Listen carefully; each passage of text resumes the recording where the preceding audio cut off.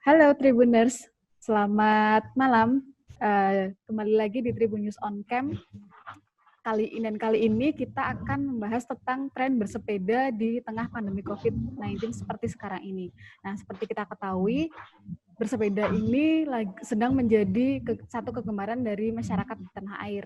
Banyak atau mudah kita temukan mulai dari anak-anak kecil, remaja, sampai dewasa dan orang tua itu mulai menggoes sepeda di jalanan. Nah, untuk membahas tentang tren bersepeda di saat seperti ini, kita sudah terhubung dengan teman-teman dari komunitas Markipit.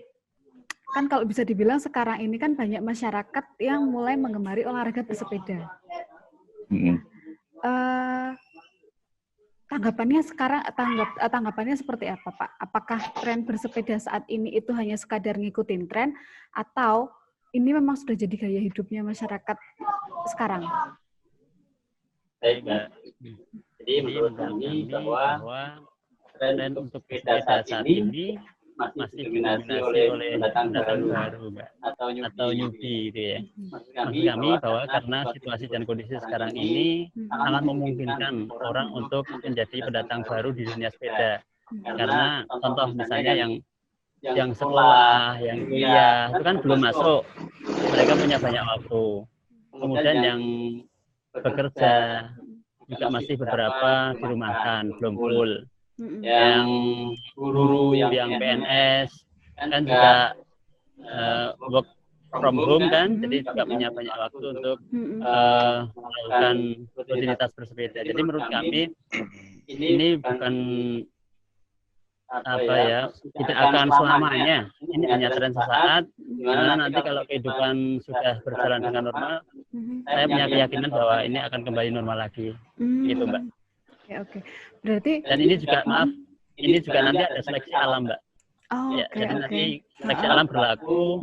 Nanti siapa yang hanya tren sesaat, bersepedanya tersopan, ada juga yang memang sebagai lifestyle dengan di situ, Mbak. Oke. Berarti karena ini seleksi alam bisa jadi ini tidak akan menjadi gaya hidup ya, Pak? Atau ya akan terulang lagi seperti ini di kemudian hari kayak gitu? Ya. Jadi saat ini kan boomingnya memang orang-orang sedang kok pada balik sepeda ya, pada bersepeda ya. Saya tak ikut-ikutan lah gitu. Banyak teman nanti di situ kita akan ada banyak yang kita dapatkan nanti di sepeda, banyak teman, tambah pengalaman kan. Ya, mumpung masih ada waktu. Nanti kalau kehidupan sudah berjalan normal, saya yakin bahwa itu akan kembali normal lagi. Gitu. Berarti bisa dibilang orang-orang yang bersepeda saat ini itu musiman. Bisa jadi seperti itu, Mbak. Menurut saya seperti itu. Oke. Ya, karena saya melihatnya banyak pendatang baru, Mbak. Oke. Kalau teman-teman yang lain, Pak, apa ada yang mau menambahkan mungkin? Ya, untuk tren bersepeda saat ini mungkin benar apa yang dikatakan oleh Pak Pur tadi, karena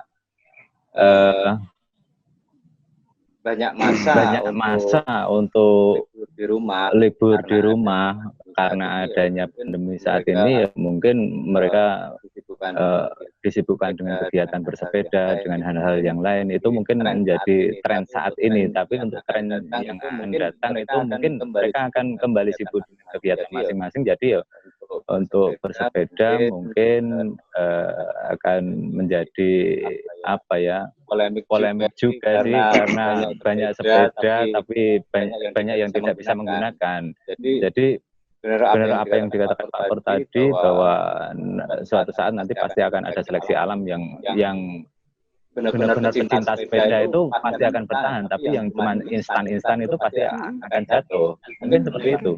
Oke. Ada tambahan lagi, Pak? Mungkin? Mungkin bisa saya tambahkan. Iya. Terkait dengan fenomena ramainya pesepeda saat ini. Saya rasa saya juga sependapat dengan rekan-rekan Markipit yang lain. Bahwasanya secara umum kami melihat hal ini sebagai tren saja, Mbak. Sebagai alat olahraga, bukan hanya masyarakat perkotaan, namun juga sebagai masyarakat di pedesaan. barangkali alat olahraga sepeda ini digemari selain kesadaran masyarakat kita terhadap pola hidup sehat. Khususnya di pedesaan, kami belum melihat sepeda ini digunakan sebagai alat transportasi. Kecuali untuk pesawat, untuk ke jarak tempuh yang agak dekat-dekat itu malah warga kita yang penggarap sawah dan lain-lain. Tapi untuk bekerja ke kantor kita belum melihat. Jadi sebagai sarana olahraga saja, belum untuk ke sarana transportasi untuk berangkat ke kantor maupun aktivitas lainnya dalam menunjang kegiatan kehidupan sehari-hari warga kita. Jadi saya rasa fenomena bersepeda ini tren menurut saya tren. Oke, berarti bisa dibilang sepeda saat ini itu belum menjadi alternatif moda transportasi ya Pak untuk banyak masyarakat mulai beralih misalkan ke kantor pakai sepeda atau beraktivitas apapun pakai sepeda itu masih belum ya. Ini masih sekadar menjadi hobi, menjadi sarana refreshing kayak gitu ya. Iya, kalau di pedesaan khususnya kita di Sekretariat Markipit kita belum melihat sana. Jadi belum melihat sepeda itu digunakan untuk ke kantor, untuk aktivitas kerja mereka-mereka yang di kantoran itu kita belum ada. Jadi kita lihat cuma semacam pagi olahraga pagi, sore untuk pengganti alat transportasi yang sekarang ini kayak sepeda motor itu kita belum lihat.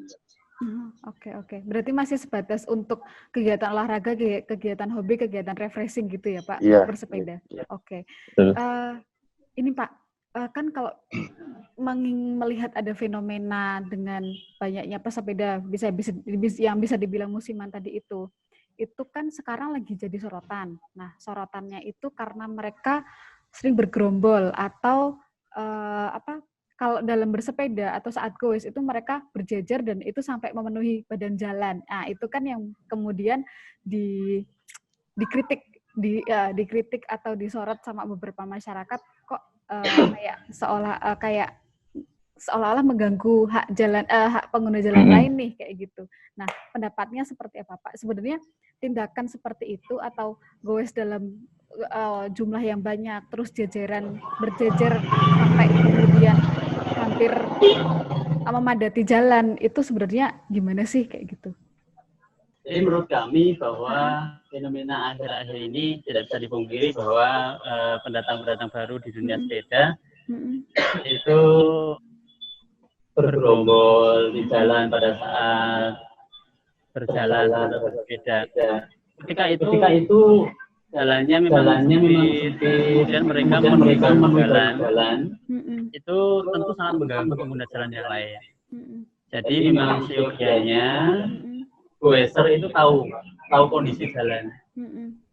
Jadi kalau di jalan ya apapun kondisinya sebaiknya memang satu-satu Mbak. Satu-satu.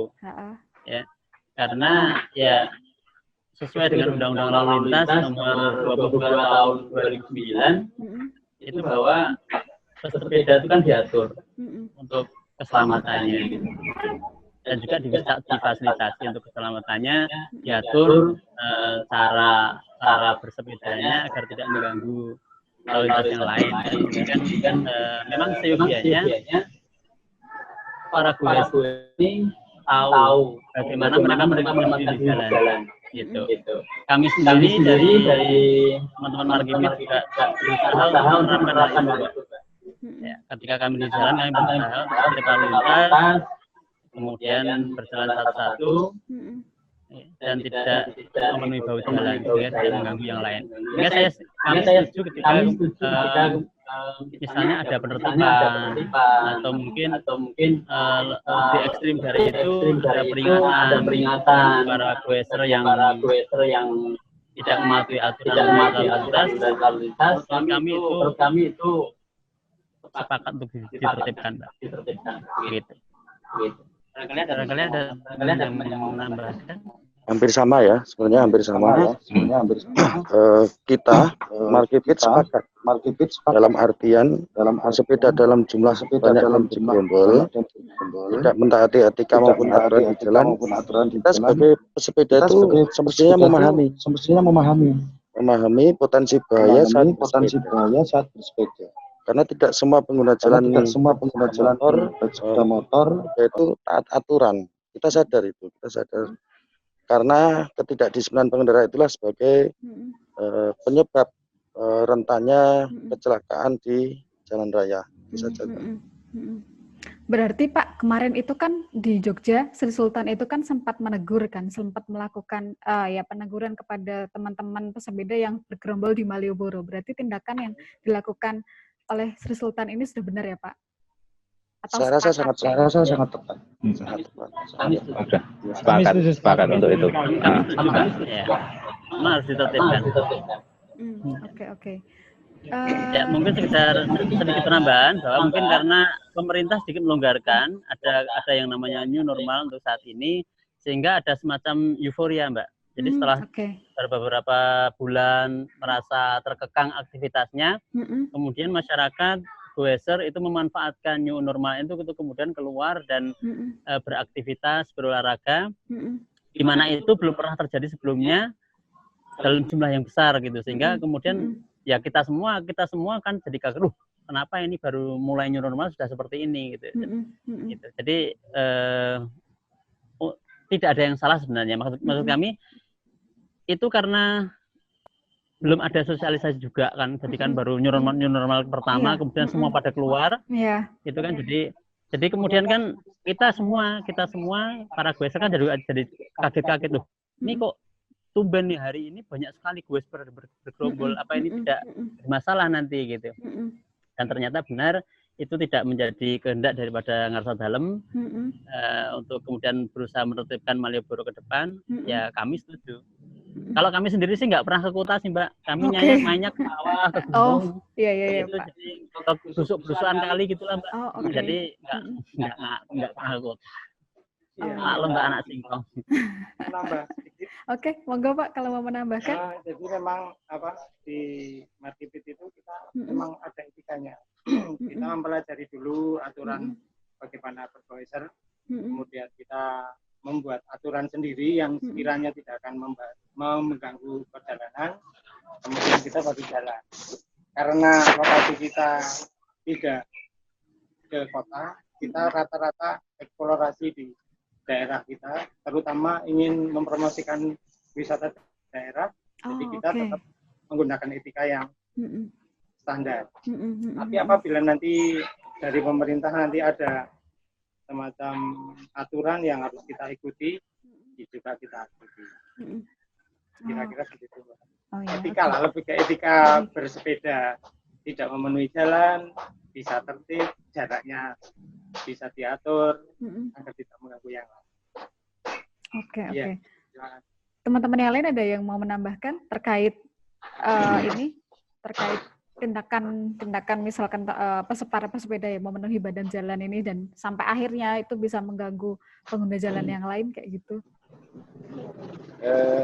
Mungkin sedikit tambahan aja ya, karena saya itu selaku pelaku pesepeda juga. Terkadang saya sendiri merasa terganggu juga dengan keadaan yang semacam itu, karena di Markipit sendiri kita ada aturan, benar-benar kita di jalan itu juga ikut mengkampanyekan cara bersepeda yang benar dengan tidak memenuhi badan jalan, mengikuti aturan yang ada di jalan. Jadi kita sendiri sering merasa terganggu. Jadi kalau di perjalanan kita mau bisa dikatakan kalau kita mau menyalip itu terkadang kita kesulitan. Jadi kita sendiri malah merasa mengganggu pengguna jalan yang lain. Oke. Jadi untuk penertiban goeser-goeser yang istilahnya sudah mengganggu ketertiban lalu lintas itu sangat setuju sekali. Itu malah seharusnya di titik-titik tertentu yang benar-benar di situ ada tempat ngumpul sepeda yang sifatnya sudah mengganggu lalu lintas, itu memang harus dikasih pihak-pihak yang terkait untuk melakukan kegiatan pengamanan. Sebab kalau sama-sama kita goeser, kita mau mengingatkan, terkadang mereka itu acuh gitu Mbak. Jadi untuk tindakan-tindakan yang seperti Sri Sultan kemarin ingin menertibkan dan juga dilakukan untuk hari ini benar-benar Malioboro mulai ditertibkan dengan adanya berita-berita seperti itu, sangat setuju sih. Kami selaku pelaku pesepeda itu sangat setuju. Pernah nggak sih Pak, mungkin menegur sesama dengan pesepeda yang lain untuk minta tolong dong untuk jangan bergerombol atau untuk nggak memenuhi jalan kayak gitu, pernah nggak sih ada momen-momen seperti itu? Kalau momen-momen seperti itu sering sih Mbak, karena kita sering keluar ya, jadi kita sering jalan, sering goes bareng-bareng itu, memang sering kita melakukan hal itu. Tapi sebatas peringatan pertama mungkin mereka masih dengar, tapi setelah kita berlalu ya mungkin mereka kembali lagi. Jadi sulit untuk mengawasi karena memang beda klub, beda komunitas, itu menjadi sekat bagi kita, karena di Markipit sendiri kita pure kita jarang di jalan raya Mbak, karena kita sering naik gunung, ke susur sungai, itu kita seringnya ke sana. Jadi untuk di jalan-jalan raya itu malah jarang terlihat, untuk jersey Markipit jarang terlihat. Oke. Nah, masih nyambung sih Pak dengan pertanyaan sebelumnya. Sebenarnya gimana sih atau etika bersepeda yang baik dan benar itu agar tidak mengganggu pengguna jalan yang lain? Etikanya seperti apa sih kayak gitu? Menurut kita etika bersepeda yang baik dan benar agar tidak mengganggu jalan yang lain, maksudnya itu pertama ada dua kelompok sebenarnya gitu. Jadi ada night ride dan siang maupun sore, 3 ya. Jadi menurut kami itu dari pakaian itu harus berwarna terang. Jadi sesama pengguna jalan itu bisa melihat kita secara jelas. Selain itu juga ada penggunaan lampu stand barangkali ya. Kemudian mematuhi rambu dan aturan lalu lintas yang ada.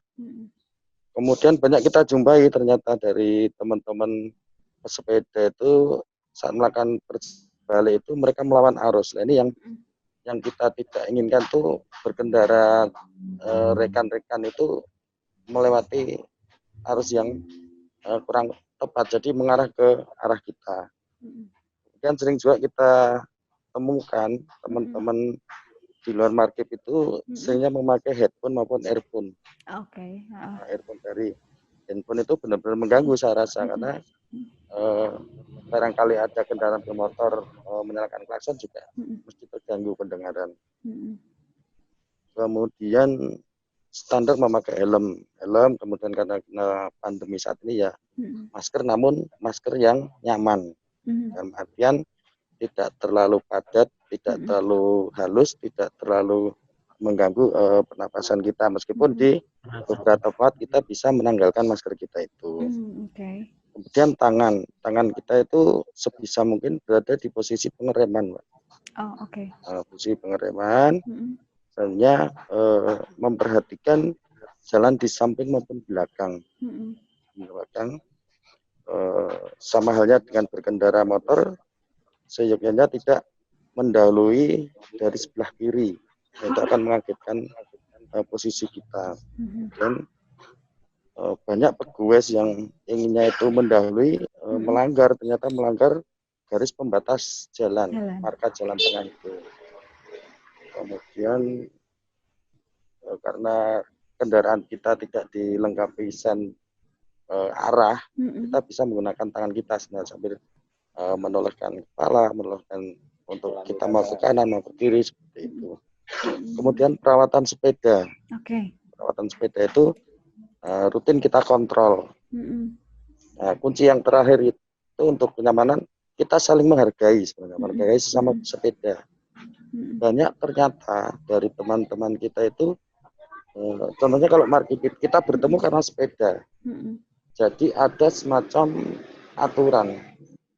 Kita sudah menjadi komunitas, itu ada aturan intern. Tapi di luar sana itu banyak sepeda itu bukan sebagai pemersatu mereka. Jadi sekedar kenal, Pak mau kemana? Kita mau gabung ya Pak. Itu bagi teman-teman yang di luar komunitas sebenarnya seperti itulah. Seperti itu kira-kira yang agak kesulitan kita untuk mengingatkan sekedar jalan satu-satu, sekedar jangan terlalu banyak teman-teman yang beriringan seperti itu yang sulit seperti itu sebenarnya. Jadi kalau di paguyuban, di komunitas itu kita bisa handle ke leader yang di depan, yang di belakang sebagai tim penyapu itu kita siapkan dari termasuk untuk rescue yaitu kita siapkan. Jadi sewaktu-waktu ada trouble di jalan, entah kondisi raga kita yang agak drop atau mungkin kondisi sepeda kita tidak mungkin untuk melaksanakan perjalanan kembali, kita ada rescue. Itu kalau dari kita. Oke. Ada tambahan dari yang lain mungkin? Mas Pur? Ya. Ya. Sama, Mbak. Sudah banyak yang disampaikan oleh Pak Ketua tadi, dan kami setuju seperti itu, Pak. Ya.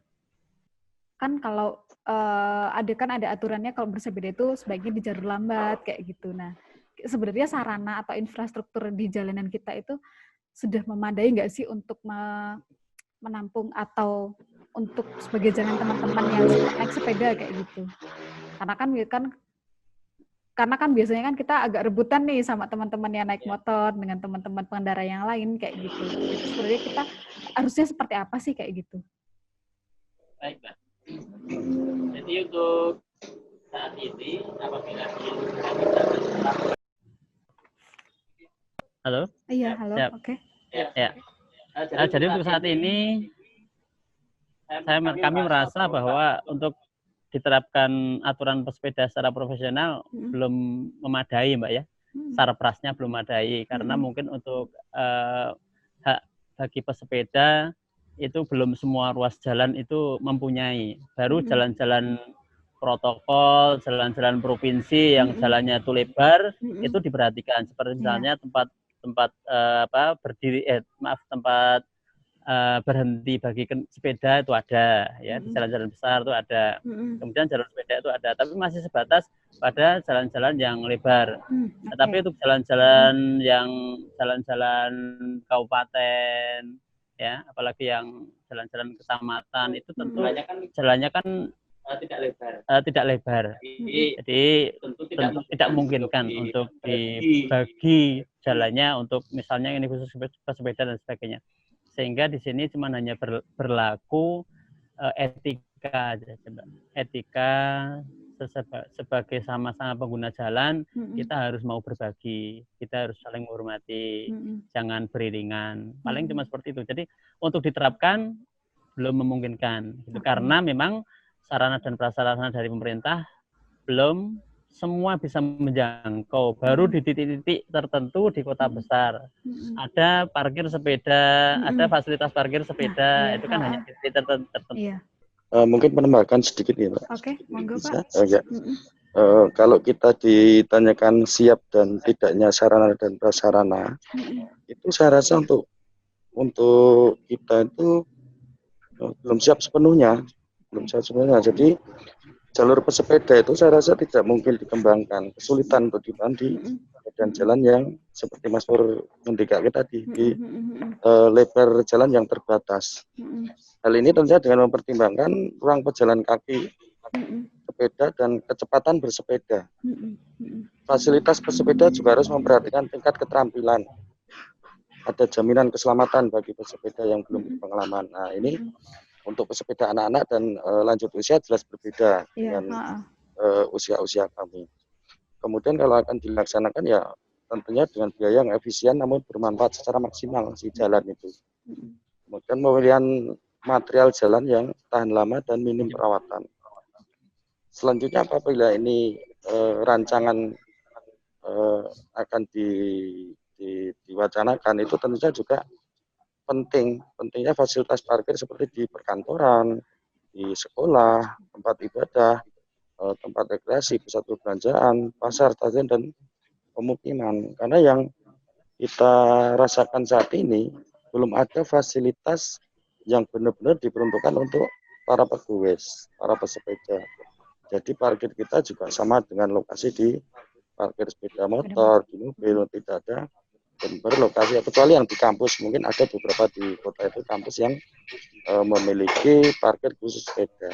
Jadi saya rasa belum siap dan mungkin perlu rancangan yang benar-benar matang pelaksanaan pegiat pesepeda. Oke. Nah, kalau untuk ini teman-teman yang baru mulai, kayaknya dari situ saya seperti itu. Oh, ya. Terima kasih. Oke, ada tambahan lagi Pak? Sudah, cukup. Cukup. Oke. Ini Pak, untuk mereka yang baru saja menekuni hobi bersepeda. Nah, itu tipsnya seperti apa sih kayak gitu? Untuk pemula ya, untuk untuk pemula itu karena di sini saya juga termasuk pemula. Jadi ya apa ya untuk pemilihan sepeda sendiri untuk fasilitas ya itu karena fasilitas kita yang pakai, jadi kita pilih yang nyaman aja lah. Istilahnya sesuai dengan budget aja, sesuai dengan budget. Terus yang penting nyaman untuk dipakai goesnya nyaman. Terus juga jangan terlalu memaksakan untuk apa ya istilahnya, jangan terlalu banyak memikirkan dengan sepeda-sepeda yang teman-teman yang sudah senior itu pakai. Jadi yang penting nyaman lah untuk pemula, yang penting nyaman. Itu nggak peduli harganya berapa ya Pak? Iya, nek masalah budget sih itu nanti budget, sudah apa ya namanya, itu sudah ego ya, itu maksudnya ego. Personal ya Pak ya berarti. Ya, jadi untuk saya sendiri sih yang penting nyaman dipakai, terus istilahnya juga speknya sudah nggak ketinggalan juga. Jadi untuk teman-teman yang masih pemula sesuaikan dengan kantong aja lah, nggak usah yang terlalu tinggi dulu. Jadi untuk pecinta goeser terutama yang pemula jangan takut untuk selalu eksplor, mencoba dengan hal-hal yang baru. Kita coba dengan kenyamanan kita, dengan sepeda yang ada, kita coba. Oke, berarti poin-poin pertama ketika memilih sepeda bagi teman-teman yang baru mulai menggeluti hobi ini, itu nyaman ya Pak kuncinya? Iya, betul. Ya. Boleh menambahkan Mbak Yuli? Oke, monggo. Ya. Ada lagi menurut kami bahwa sebagai pemula kita harus tahu saya itu seleranya di mana. Ada yang namanya trek datar atau road bike gitu ya. Saya suka speed, saya pakai road bike. Atau saya suka downhill, tentu saya akan memilih sepeda yang sesuai dengan keinginan saya gitu kan. Downhill. Kemudian ada juga trek naik atau nanjak. Artinya kan sepedanya itu kan macam-macam bagi antara sepeda yang road bike dengan sepeda yang nanjak, dengan sepeda yang downhill atau trabas itu kan berbeda speknya. Artinya memang saya harus tahu saya itu senangnya di mana. Oh, saya itu senangnya di gunung, berarti speknya saya harus menyesuaikan yang kuat nanjak seperti itu. Atau saya nggak suka di gunung, saya sukanya speed. Nah, saya harus di RB kan gitu seperti supaya nggak salah pilihan seperti itu. Kemudian satu lagi di kami kita upayakan untuk silahkan pinjam punya teman dulu, pinjam punya teman dulu. Nanti sepeda siapa yang cocok misalnya, nah itu kan kaitannya antara bodi dengan frame itu kan ukurannya macam-macam Mbak. Ada SML, nah itu kan kita sesuaikan dengan postur kita. Itu. Kalau hanya saddle kan bisa naik turun enggak masalah, tapi untuk frame enggak bisa diakali, harus disesuaikan gitu. Jadi kita persilahkan dari teman baru misalnya pengen silahkan memilih pakai sepeda siapa yang nyaman. Nah itu artinya berarti ukuran sepedamu nanti seperti itu, S atau M atau L dan sebagainya.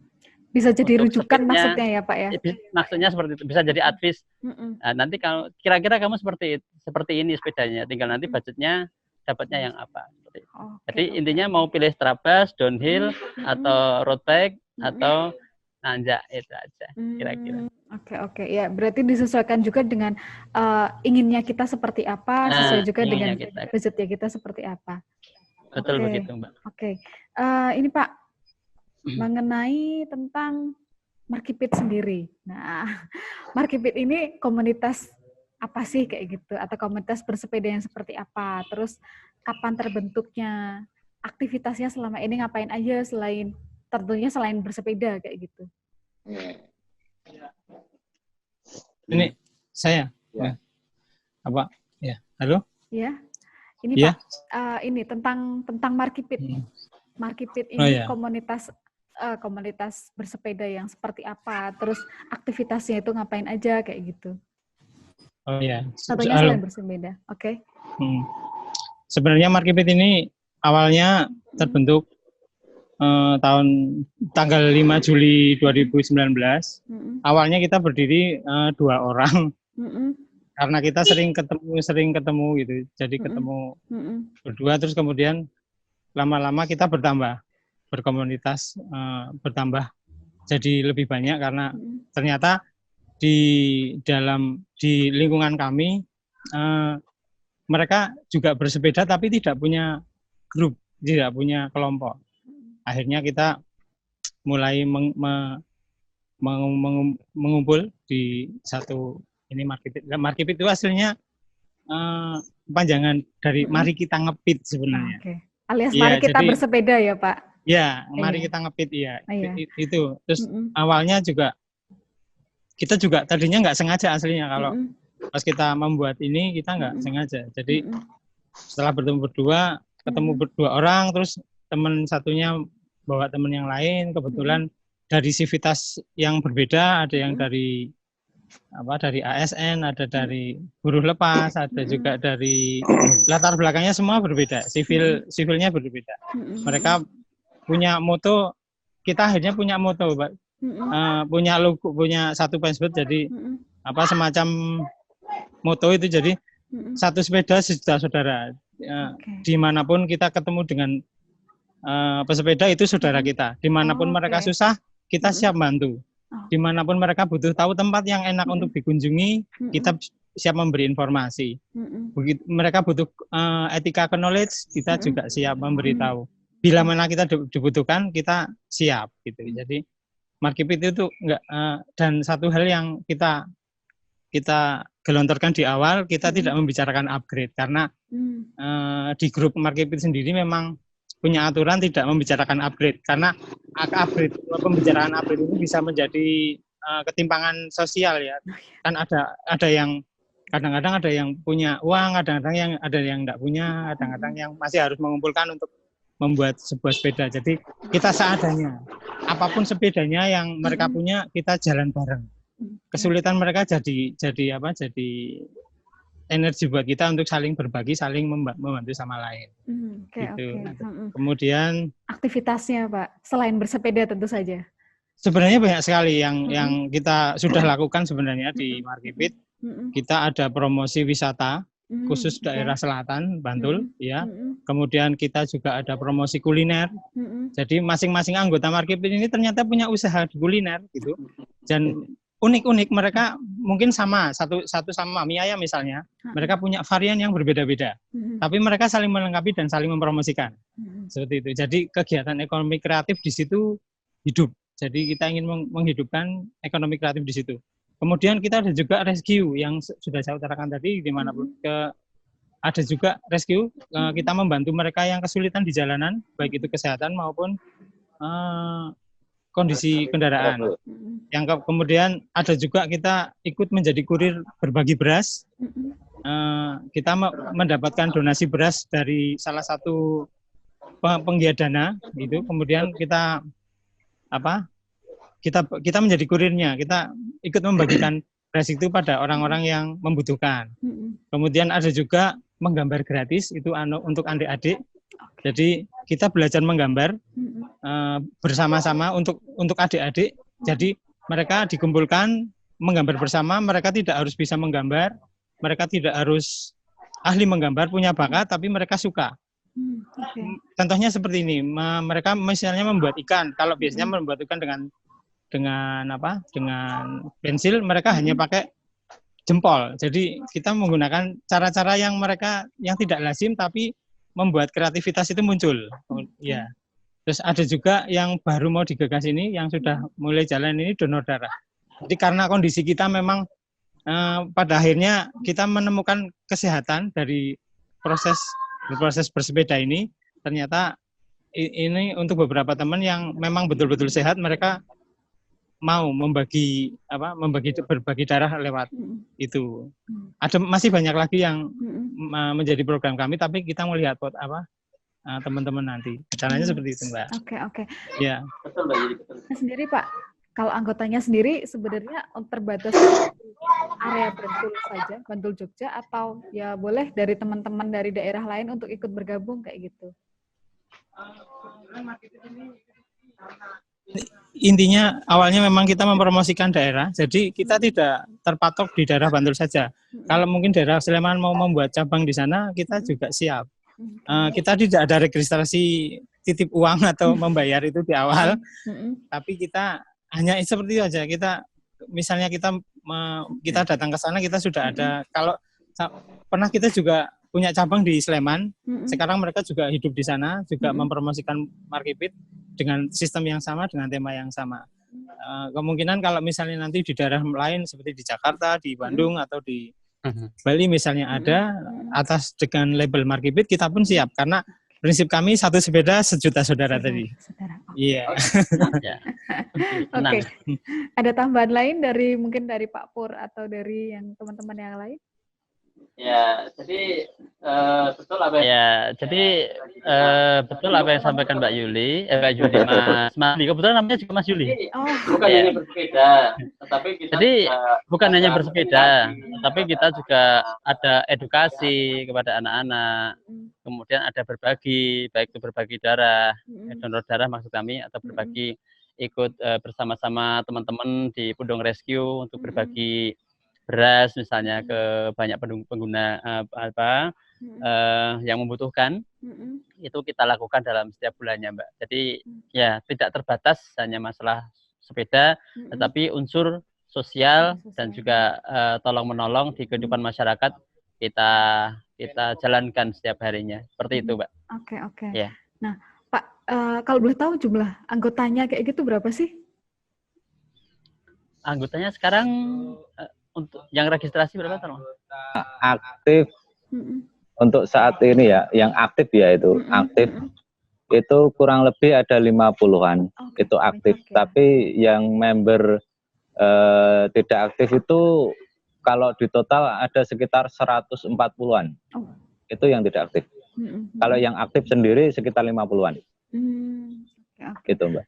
Nah, tentu teman-teman yang ada di Markipit ini pasti punya pengalaman bersepeda yang beda-beda dong. Iya, ada yang ini. Nah, bisa diceritakan nggak satu persatu? Pernah punya momen apa sih bersepeda yang sampai sekarang itu tidak bisa dilupakan kayak gitu? Ya, jadi itu saya pribadi itu karena saya pecinta naik gunung, jadi saya sepedaannya naik gunung. Itu terkadang tantangan bagian itu kalau trek jauh, Mbak. Nah, itu benar-benar tantangan banget. Daripada terkadang untuk pilihan goeser itu terkadang memang berbeda. Untuk pecinta naik gunung itu jarang mereka mampu untuk melakukan trek datar panjang. Untuk yang trek panjang belum tentu mereka mampu untuk melakukan naik gunung. Jadi tantangan terberat saya pernah saya lakukan itu tempat kita lakukan perjalanan dari Prambanan, susur wisata di Prambanan sampai Candi Ijo, terus Banyuwangi sama Lapa Bantal. Pokoknya seputaran Klaten itu benar-benar sangat melelahkan ternyata setelah dilakoni. Karena saya sendiri adalah pelaku pecinta gunung, jadi benar-benar trek datar yang benar-benar melelahkan, yaitu perjalanan ke Prambanan dan sekitarnya itu benar-benar melelahkan sekali. Dan banyak sih untuk teman-teman yang lain itu yang pecinta-pecinta trek datar itu sudah melakukan perjalanan-perjalanan yang benar-benar ekstrim, itu seperti Pak Purwanto itu paling jauh udah sampai Pacitan Pak Pur ya, itu Pak Pur sampai Pantai Klayar sana Mbak, itu sudah terlampaui. Terus banyak sih untuk cerita-cerita di Markipit itu, mungkin nanti ada teman-teman yang mau menambahkan, tapi untuk saya sendiri selaku pecinta gunung untuk melakukan trek datar, tantangan terberat yaitu Prambanan dan sekitarnya itu benar-benar trek terberat. Oke. Kalau ini teman-teman yang lain, Pak Pur, Pak Ketua misalkan, pernah sih punya pengalaman saya menambahkan banyak nih. Mbak Yuli. Ya. Kalau saya enggak, maksudnya belum begitu banyak, cuman pernah jauh itu sampai ke Tawangmangu, Teluk Besarangan, kemudian Candi Cetho itu di kaki Gunung Lawu, sama di Dieng, Platu juga pernah, itu sampai sehari full sampai pulang malam gitu. Itu pernah saya jalani dengan segala suka dukanya itu, kehujanan, kepanasan itu luar biasa sama teman-teman itu pernah sebelum berdiri Markipit ya. Itu jadi pengalaman itu. Kemudian pernah jatuh berguling-guling di gunung, pernah sampai berdarah-darah itu juga pernah sekali pada saat pemula dulu itu juga. Artinya memang safety untuk berkendara, bersepeda itu sangat penting. Seperti misalnya memakai helm, pakai sepatu, pakai deker, itu ternyata sangat membantu. Begitu, Mbak. Kalau Pak Ketua? Saya rasa ada saja cerita menarik saat kita melaksanakan bersepeda ya. Hal-hal sederhana yang saya rasakan itu saat kita touring. Saat kita touring, salah satu dari kita itu ada sepeda yang trouble. Banyak sekali ternyata teman-teman anggota kita itu yang mahir mekanik plus mereka itu ternyata mempersiapkan alat-alat untuk kondisi, untuk situasi yang benar-benar tidak kita inginkan. Ada saja alat yang bisa kita gunakan untuk memperbaiki. Itu ada yang disiapkan dari rumah, seperti P3K itu juga yang saya rasa nggak terpikirkan oleh saya, itu teman ada yang bawa. Kemudian rute yang akan kita lewati. Ada saja teman yang mempunyai rekanan singgah. Nah, saat kita kelelahan, Mas, ayo kita maju sedikit lagi. Kenapa? Ada di sana teman saya. Kita singgah di sana. Alhamdulillah, silaturahim itu selalu terjalin, Mbak Yuli. Saling melengkapi kita itu. Saling melengkapi. Ibarat kepengurusan itu sebenarnya tidak ada apa-apanya, sebenarnya benar-benar dukungan dari teman-teman anggota. Itu yang situasi yang seperti apapun, sepertinya kita mampu untuk menghadapi. Kemudian rescue yang kita siapkan dari rumah itu ternyata benar-benar, ya alhamdulillah saling bisa melengkapi itu. Jadi persahabatan tali silaturahim yang benar-benar kuat itu menjadikan kita semakin semakin kuat. Bahkan ada paspor kemarin yang kita alokasikan untuk kerabat, untuk keluarga, bisa istri, teman, anak, itu yang benar-benar berduka, kita ada alokasi kena ya Mas ya, untuk iuran wajib itu kita sampaikan untuk rekan-rekan kita anggota yang benar-benar di kondisi yang benar-benar harus kita kunjungi itu. Itu benar-benar sederhana namun memberikan kesan yang mendalam. Itu yang membuat kita nggak bisa saling melupakan seperti itu. Jadi hal-hal egois itu saat kita di rute yang kita touring itu hampir nggak ada. Satu sakit semua, satu rusak semua. Tempat singgah pun yang surprise teman ada, sana ada. Nah, termasuk kuliner. Saat kita di tempat wisata itu banyak kemudahan yang diberikan ke teman-teman warung, teman-teman singgah, padahal kita juga baru pertama itu. Sekedar ada sisa sedikit, Pak, kalau untuk keluarga bisa dibawa kondur. Seneng banget rasanya. Itu Mbak Yuli yang berkomunikasi. Saya rasa seperti itu.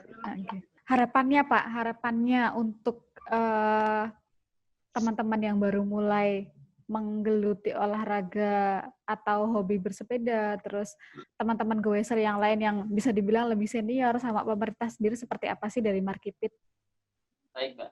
Jadi harapan kami untuk para goeser, teman-teman kami, para pemula, kami juga pemula juga, tapi karena kami lebih awal, jadi untuk yang akhir menggeluti, menyenangi olahraga ini, ya mari kita sama-sama untuk tertib berlalu lintas, tertib di jalan, mengikuti aturan pemerintah, ya.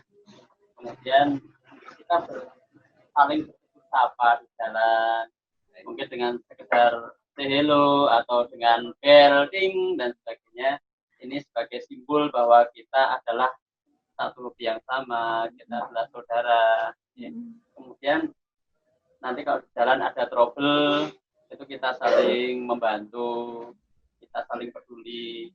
Nah, dari situ nanti kita akan terjalin persahabatan dan persaudaraan. Kepada yang senior, tentu kami minta bimbingan. Misalnya kami ada hal-hal yang tidak sepatutnya, ada kesalahan, ada kekurangan. Ya. Misalnya ada trik bersepeda yang baik dan benar, untuk tanjakan itu seperti apa, untuk turunan seperti apa. Kami juga masih meminta namanya mewarah atau nasihat ya, gitu. Kemudian untuk pemerintah kami juga punya tuntutan, turunkan harga sepeda. Dan startupnya jangan mahal-mahal lah. Sekarang itu harga unit sepeda itu lebih mahal dari motor ya, Mbak. Iya benar-benar Pak. Benar. Startup itu juga lebih mahal daripada sepeda motor. Oke. Tenan itu, Mbak. Jadi makanya kita tuh menuruti update, makanya tadi disampaikan di grup ini nggak usah bahas update, karena update itu mahal gitu. Menuruti gengsi, repot kita nanti bisa bubar grupnya gitu. Nah, kita tuntutan kita sama pemerintah, karena kita juga mengkampanyekan olahraga, terutama sepeda, ya mohon untuk harga sepeda itu jangan mahal-mahal itu. Amboknya diberikan suntikan dana loh untuk para goeser. Bagi komunitasnya seperti itu, Mbak. Oke. Barangkali ada. Mungkin saya tambahkan. Oke, monggo Pak. Ya. Jadi untuk teman-teman pemula, karena kita juga mengamati ada beberapa kejadian-kejadian di lokasi atau rute pesepeda itu banyak yang mengalami kecelakaan, baik karena kondisi sepeda maupun keadaan raga kita yang kemungkinan saat berangkat mobil sepeda itu kurang fit. Nah, ini kita harapkan untuk teman-teman itu benar-benar mempelajari teknik dasar untuk memudahkan dalam menghadapi rute dan kondisi jalan. Jadi memang bersepeda itu tidak sepele, namun ada teknik-teknik dasar bersepeda seperti pengoporan gigi dan sebagainya itu ajaran secara nyata dari teman itu benar-benar berpengaruh.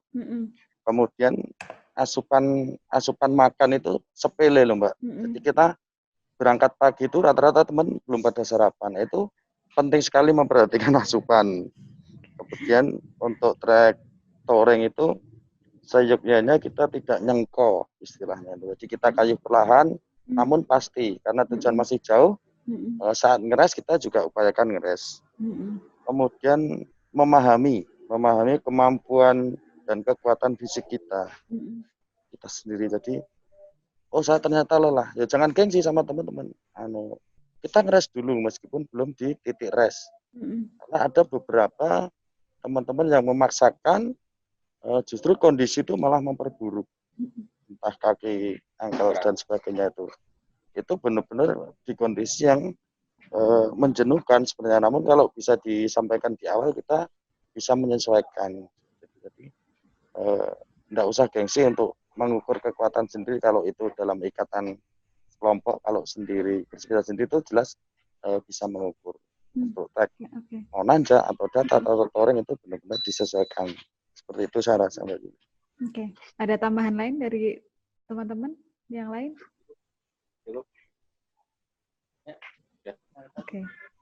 Oke ya, kalau udah cukup mungkin sampai sini aja sih Pak, sampai Sampai sini dulu aja, nanti nek Keren misalkan sekali Mbak Yuli. sama saya ada tambahan, nanti saya bisa Terima kasih sudah nonton. Jangan lupa like, subscribe, dan share ya.